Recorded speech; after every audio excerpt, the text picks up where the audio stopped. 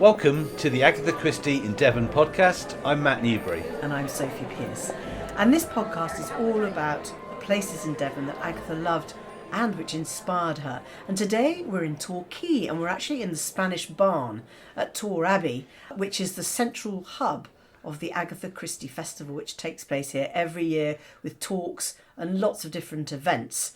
And Matt is the director of it. But of course, it's part of the scenery now. But how did it all actually start? So the Agatha Christie Festival has its roots back in 1990, which was the centenary year of Agatha Christie's birth.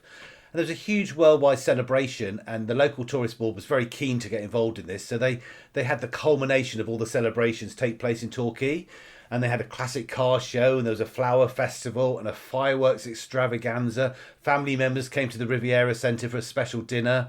It was an amazing thing. There was a statue was launched, which you can still see today, by Agatha Christie's daughter Rosalind. Really amazing thing. The Agatha Christie Mile was started that year. So, yeah, people came from all over the world. It's a real we became the hub of Agatha Christie celebrations. In fact, there was a souvenir newspaper produced, which I've got here now. And it's amazing to think that's 34 years ago. The headline is Torbay's Tribute to Our Agatha. And it's basically got loads of different stories about what happened in that centenary year. And in fact, how her daughter Rosalind was still living at Greenway at that time. So lots and lots of interesting stuff. I think what's really cool is the Orient Express came into Torquay railway station that year, and Poirot, David Suchet, stepped off the train and met Joan Hickson, who was dressed as Miss Marple, and handed over some flowers to her, which must have been an amazing thing to see if you were there that year. And you're trying to put together history now, aren't you, really? Looking back at the history of the festival and looking at all the old documents. In fact, you've got a whole box file here full of brochures and different leaflets and things from the history of the festival. Yeah, so on the festival website, we're hoping to get a bit of an archive together, and people will be able to look at those previous programmes. They'll be able to look at photographs, and when we ask people that came to the festivals over the years to send in photographs, and hopefully build up a real document of the whole history of this amazing event that takes place every September. So on this podcast, for this episode, Matt and I are really looking at the history of the festival. And we've got some wonderful interviews coming up with some really lovely authors, particularly Lynda La Plante, who's a bit of an international star herself, who appeared at the festival this year. We're also going to be speaking to some of the festival goers and the visitors. And so we're going to start by hearing from Brad Friedman, Jackie Lurker, Jeff Rock and Chris Steele, who all travelled over the Atlantic from the US to come to the festival.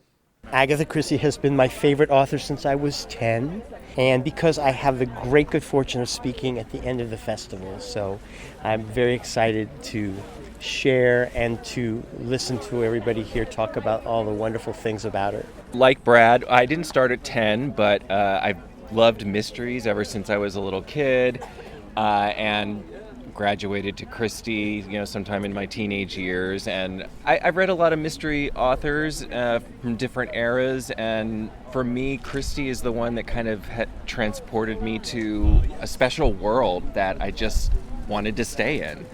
And so as I started reading more about her, I really wanted to come to Torquay, where she was born, and kind of see where she lived and where she grew up and where she wrote, and yeah, that's why I'm here. Jackie, what's it like to come here and to sort of meet fellow fans as well? Oh, it's great. I've been coming for years, and that is part of the attraction, being able to share common interests and meet fellow Agatha Christie fans and enjoy the events together.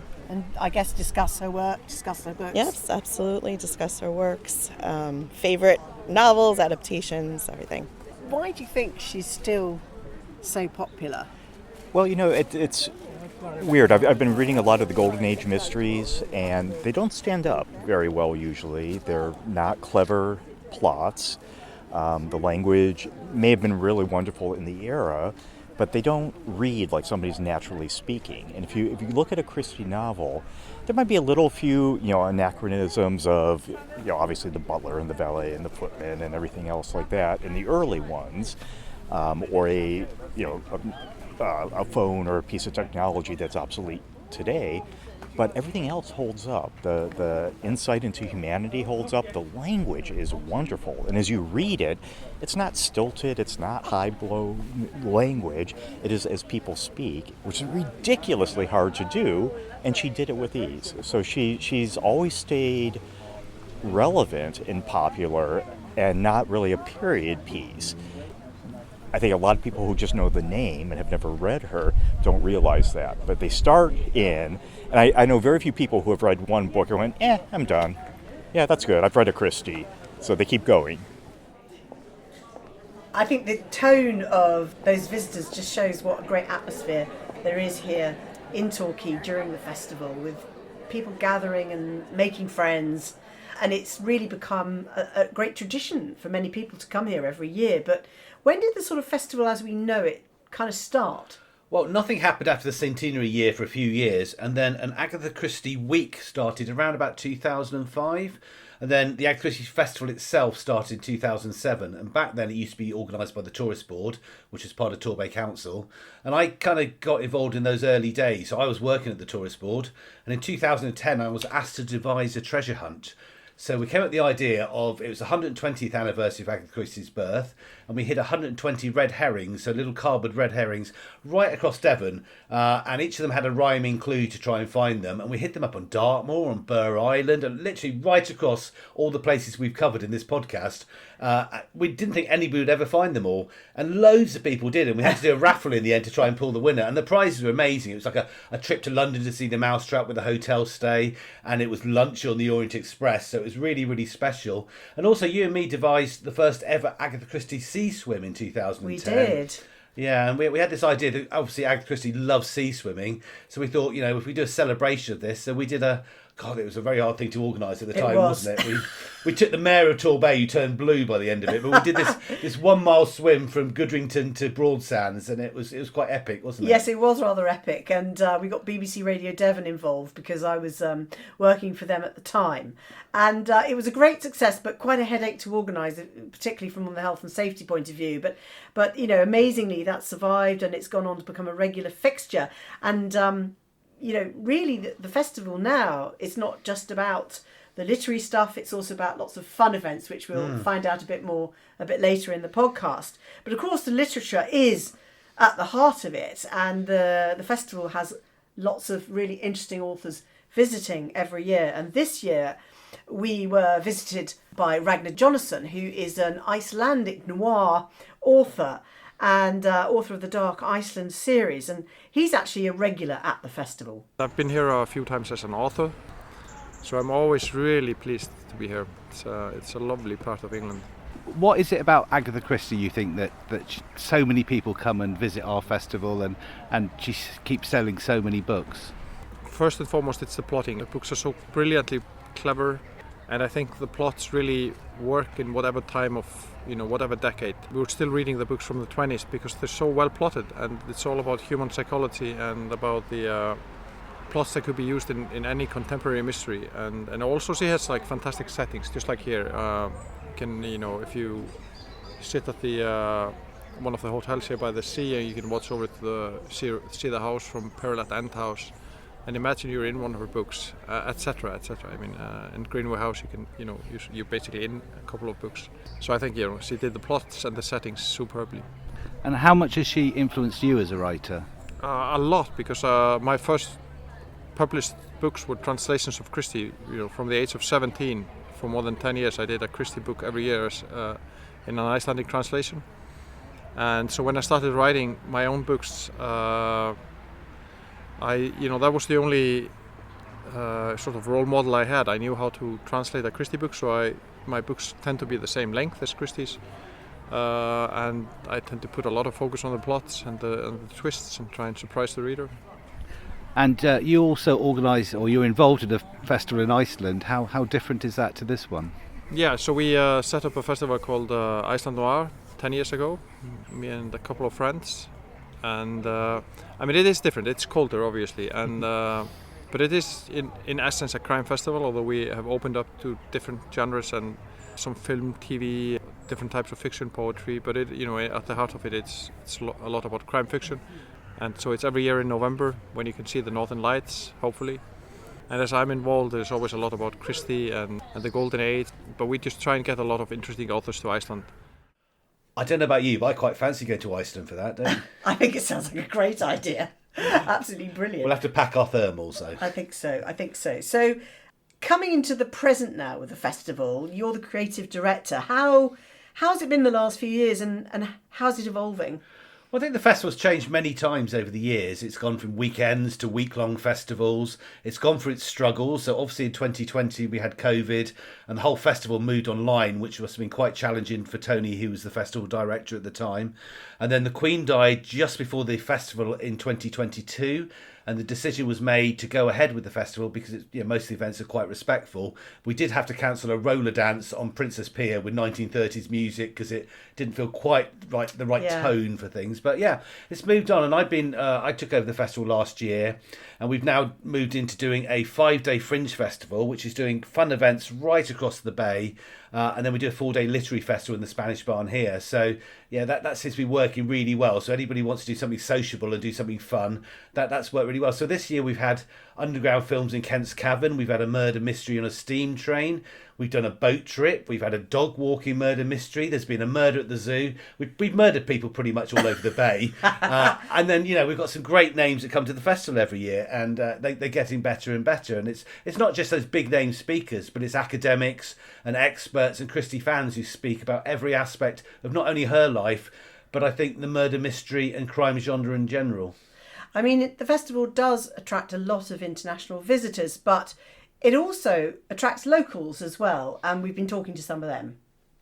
I'm Caroline Rayburn. This will be the 4th year I've actually managed to come along to the Agatha Christie Festival. And I'm Kirsty Long, and this is my 3rd year. We love Agatha Christie. We're really enjoying the events. We like the Fringe. Some of those events are really funny, a bit quirky, a bit amusing. We like listening to the people and the writers. We like crime fiction. So it's absolutely fantastic to speak to like-minded people and read books. What is it about Agatha Christie then? I think part of it's nostalgia for me because it's apart from Mina Blyton, it was sort of my introduction to crime fiction and thriller fiction in a way as a very small child, probably earlier than I should have. The plots are so involving, and she knew how to do a sort of shorthand for the characters, so you got straight into the stories, and yeah, I love that. I think that's timeless and universal. We've been speaking to lots of different people, some close to us, some further away. There's people from all over the world that are here and all want to talk about the same thing, all want to talk about other crime fiction, but all want to just be together and just enjoy it. Hello, I'm Ben Tisdall. And you live here in Torquay? I live in Torquay, I'm a local resident, so I'm very familiar with Agatha Christie, having grown up here. And my parents volunteer at Greenway, so I'm a bit of a super fan. Yeah. I think it's a fantastic opportunity. I think that in Torquay we've probably not really celebrated Agatha Christie for many years, and in the last sort of 10 years particularly, I think it's a really good focus for the Bay, and recognising that we've got literally the most successful author who is born up here and got all these local connections. I try to come to about 4 or 5 events every year. There's always something that's different, and it's just wonderful to see lots of people from around the world literally coming to Torquay to celebrate her and crime fiction. And it's amazing, really. Agatha Christie, her legacy attracts people like Lynda La Plante, who we've seen today, who's a superstar. Yeah, absolutely, and it's always really interesting as well. There's always other crime writers at the festival who cite her as an influence, and it's fascinating to know what their favourite books are, characters, where they get influences, and some of the most celebrated, famous people that you meet at the festival are also absolute Christie super nuts as well. So that's really fantastic too. Hello everybody, it's lovely to be here again to introduce Teresa Peschel to you, who is our guest all the way from Pennsylvania in America, and she lives in a place called Hershey, and that is as in the Hershey bars. So I will now hand over to Teresa. Thank you. So Sophie, you joined us this year as one of our guest hosts, and you spent a day introducing people and interviewing people as well. And you got to interview someone really famous, our headline act, Lynda La Plante. She's an absolute legend. I mean, she's in her early 80s now, but she's written many crime novels. But actually, she started out as an actress, as screenwriter, and she wrote these pioneering TV dramas with women in central roles. So, like, for example, Widows and Prime Suspect. And these were programmes that I watched as a young person. So it was absolutely fascinating to meet her. And she was full of these wonderful stories about her life. And the theme that ran through it was, which I found very interesting and quite encouraging actually for all of us, was that she's had so many failures, but she keeps going. And even now she's having failures. Like she told us about, she's got a TV series that she wants to produce, but she can't get anyone to buy it. You know, and it's a really, really hard world, the world of literature, broadcasting and TV. But anyway, I obviously couldn't pass up the chance to get a little interview with her for the podcast. One of the most important things is why the longevity is such. They made 70 episodes of Poirot. 70. With wonderful direction, wonderful filming. Great care was taken over the casting and the design of the sets and things. And if you think Poirot has now been made into 3 movies with so many famous actors playing Poirot, I don't think anyone can beat David Suchet, in my opinion. But it's because she is constantly on the screen that really encourages people to go and buy her books and read.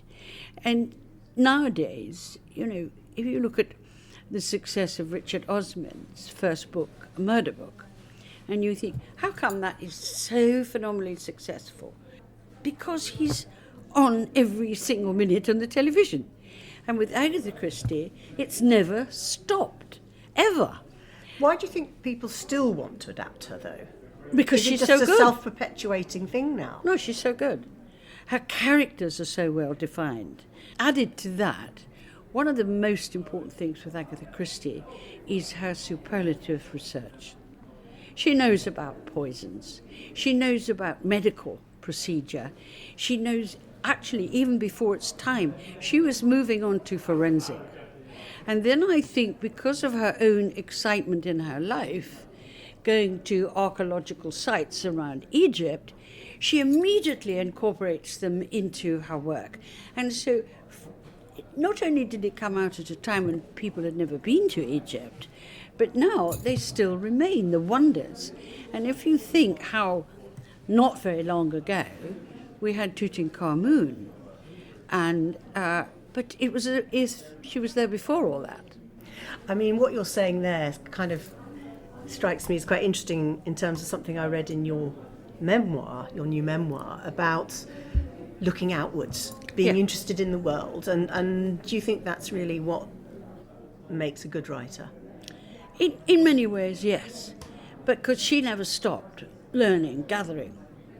And she was also had the ability to, in my mind, it is something that I really try to replicate, is that she doesn't glorify the killers. She is the hunt, the secrets, the clues. And that's why, she's so wonderful. And in fact, there she is introducing Miss Marple. I mean, it's an extraordinary thing to think that this old age pensioner who doesn't bother anybody, who crochets, it's the clues. And that is the other thing, is that when readers pick up the book for the first time, they're looking for clues. And she never lets you down. Agatha Christie tricks you. She gives you clues and goes, did I miss that? And if you're not careful, you do miss them. But she lays them out very, very carefully. And the classic is Miss Marple. She doesn't miss a trick. So many wonderful actresses have portrayed her. Joan Hickson is my favourite. But I rather like the fact that Agatha didn't really like Rutherford. Didn't particularly. You know why? She was too funny. But all the actresses that have played her have consistently been excellent. But I think Joan Hickson was, in my mind, the top. Well, she was quite a character, and for someone in the 80s, she was so animated on stage, wasn't she? Brilliant, wasn't she? She even got up and started acting at one point. She did. And I remember her from Rent-A-Ghost, which really shows my age. Do you remember the theme tune of that? If your mansion house needs haunting, call on Rent-A-Ghost. Very good, Matt. Keep the day job, darling. Thank you. Keep the day job. But yeah, I mean, people come from all over the world, don't they, to the festival with all different backgrounds and different reasons. So we did some number crunching, and we got people from at least 27 different countries this year, and that's from people coming from Australia, New Zealand, South America, North America, Canada, right across Europe, and of course the UK as well. It's absolutely remarkable, the draw of Agatha Christie. We spoke to some of them, and there was a lovely woman called Dana Pace, all the way from Atlanta. She had the most wonderful anecdote about an actual personal connection with Agatha Christie. And we also spoke to Sven W. Paler, who's from Germany, who was a real character. And a young person, Susan Rees, who travelled all the way to Torquay from Salt Lake City. I started reading Agatha when I was 7. And then when I was 8, she fell down and broke her hip. So I wrote her a letter. I wouldn't do this as an adult, but as an 8-year-old, I was basically critiquing the books. And she wrote back, said I was a perceptive and sympathetic reader. Just really made my childhood. That's an amazing story. So you've actually... Do you still have the letter today? I still have the letter. I almost brought it to show people, but I didn't. Oh, you should have done. I probably should have. Next year, maybe. I'm a massive Agatha Christie fan. I'm an actor, director, and playwright, and I played Poirot several times. Really? Really, yes. I noticed that you've got a lovely moustache, and you look very like Poirot. Is this for the festival? Or this is especially like that? No, it's especially for the festival. Normally I have full hair. It's not shaved. And normally I have it was former blonde hair, now it's grey. Oh. And no, I came to the festival now for 10 years, and I loved it. It's always one of the best times in the year. So what is it about it? I made a lot of friendships here, and all over the world we are connected. This is, I think, one thing Agatha did. Not only the brilliant novels, she had a huge family made, and it's like a family meeting. I'm always surprised by the endings in her stories. I feel like a lot of books, because I do consume a lot of like mystery novels are my favorite, and so I think with her, I feel like I never can predict how it's going to end. I feel like it's always different. And I think there's just like I guess they call them kind of cozy mystery quality to it too, where it's just a comfortable feeling while you're reading, but it's just a good story.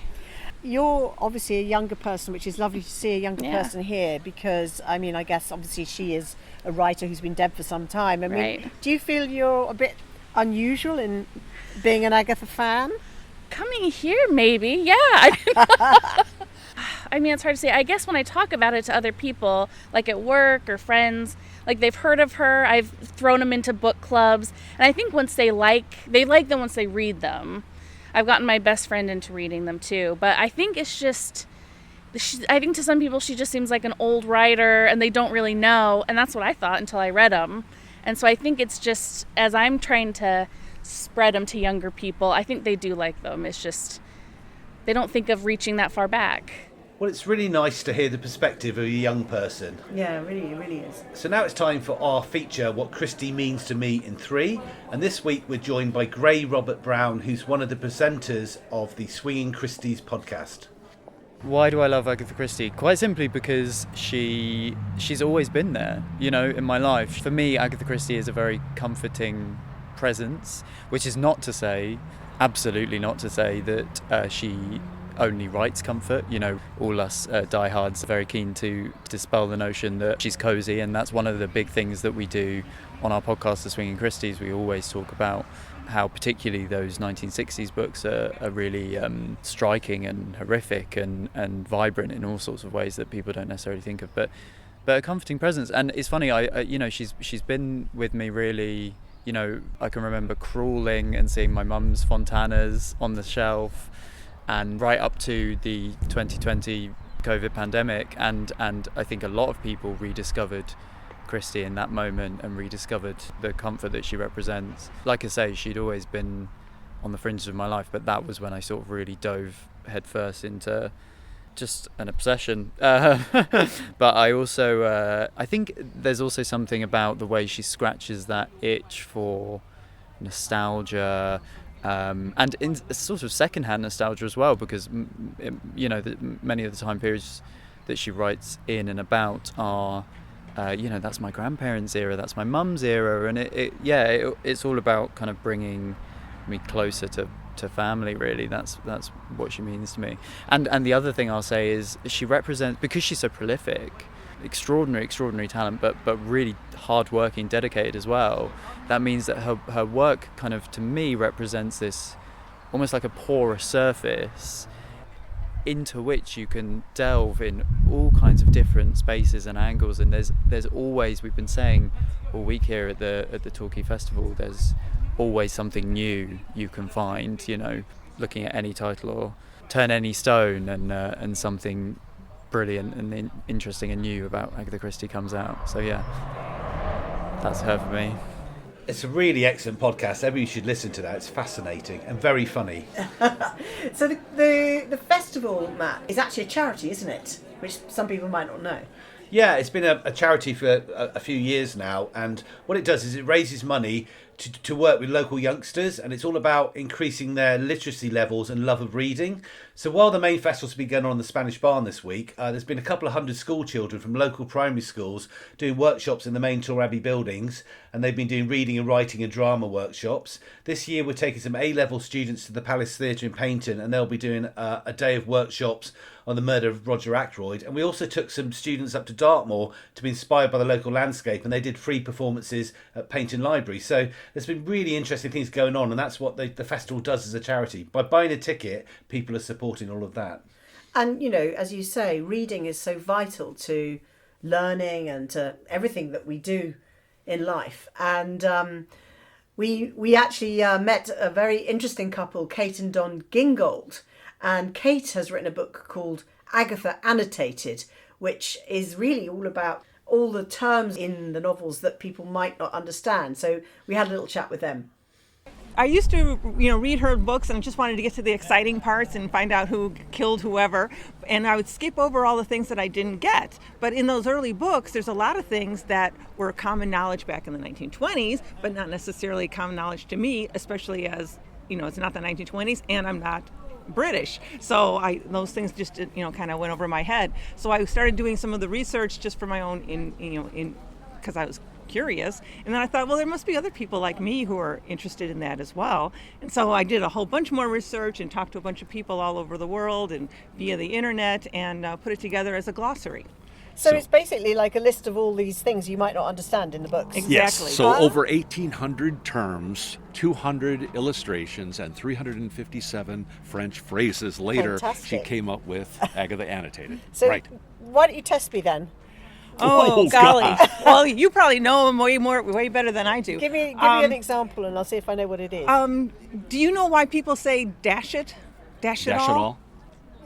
Because they're upset? Yes, but why dash it as opposed to... Literally swearing. Is it from bother, dash and blow? So sometimes people say, oh, bother, dash and blow. I imagine that came a little bit after, but Victorians... You stumped me there. Victorians didn't want to use the word, so they would write D-N. Oh. And then people just pick... of... Yes, it's something they call a minced... They call it a minced oath. Where you, like sacre bleu, you don't... sugar. Yeah, exactly, exactly. So that's where dash it came from. One of the many. So you're obviously a fan. Definitely. Why? Huge fan. I'm a historian. I love the history as much as I love the mystery. So I really enjoy seeing how people traveled with, maids and jewel boxes and lap rugs and all that kind of thing. I just love the history part of it. Well, history and mystery is pretty much what the festival's all about, isn't it? Absolutely, on point there, really. Another author that we've had at the festival is an Australian author called Ben Stevenson, who's also a stand-up comic as well, apparently, and he's written quite a few crime novels now. And we spoke to him, and he was really interesting on the whole influence of Agatha Christie on subsequent generations of crime writers. She taught an entire generation of readers how to solve crime novels. So the challenge that modern authors face is how to outfox people who have been trained by Agatha Christie. And my books are kind of throwbacks to Golden Age mystery fiction, the whole kind of era, but with a modern lens on it. So I'm trying to be both classic and modern at the same time. So you've got to take in all of those lessons and then try and wrong foot your clever readers who have seen everything before, across her books. And one of your books is set on a train, much like Murder on the Orient Express. Was that an influence as well? Yeah, absolutely. I mean, in terms of the setting, it's so iconic. Mine's set through the Australian desert. It's a cast of writers who are on the train. So in terms of what I was saying before about the modernisation of everything about Agatha Christie that they all know, like, she exists in the universe. So they're on the train, they're trying to solve a murder, and somebody says, well, maybe everyone did it. And they said, no, that's been done before. So that's kind of how my characters talk to kind of affectionately homage the Orient Express. Well, he's a really lovely guy, and there's definitely a theme to his book titles. So he's got one called Everyone in My Family Has Killed Someone. Everyone on this train is a suspect. His latest book is called Everyone This Christmas Has a Secret. I wonder what the next one might be. I mean, maybe something like Everyone at the Agatha Christie Festival Has a Guilty Past? Dun, dun, dun. Oh, yeah, I think that sounds quite good, actually. I think it does sound good. I'm sure there are a few. I'd read that. So the Agatha Christie Festival will be back again, as it is every year. And it's always on or around her birthday on the 15th of September. So if you're listening to this podcast, wherever you are in the world, you're very much invited to come and join us. Yeah, just check out the website for all the details. We're going to leave the last word of the podcast to American theatre director Brad Friedman. Now, he is author of a crime blog called Our Sweet Mystery. And this is how he summed up the diversity and the fun of this year's festival. Over the course of the past 10 days, you've had the opportunity to trap a thief in the Paynton Library, apprehend an assassin on board the Riviera Express, manage mayhem in a menagerie, bag a bad guy on a boat on the bay, or collar a criminal while promenading your poodle.